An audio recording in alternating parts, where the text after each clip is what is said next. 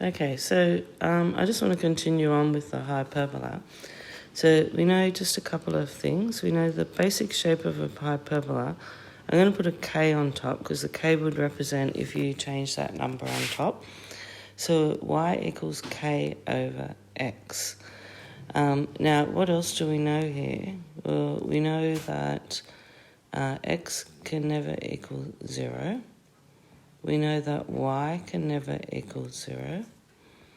We know that we have, these are called asymptotes. The values of x and the values of y could never equal. And the asymptote is the line that the curve gets closer and closer to, but never cuts. So it's the line the curve gets closer to, but does not cut. Okay, so one asymptote would be x equals 0, and that's the y-axis.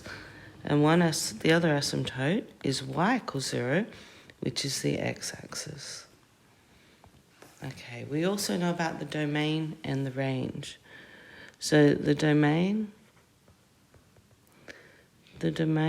would be all of the x except when x equals 0.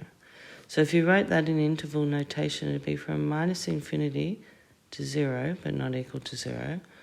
And then it would go from 0 up to infinity. But it won't equal 0 or infinity. That's why you've got the curve bracket. And the range, well, the range is all the real y except y equals 0.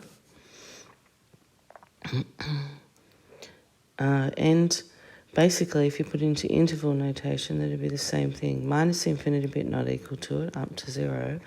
And from 0 up to infinity. Okay, so the basic shape of the hyperbola looks like that. And you can see that it is approaching the x and the y-axis, but never actually cutting it. So if you now look at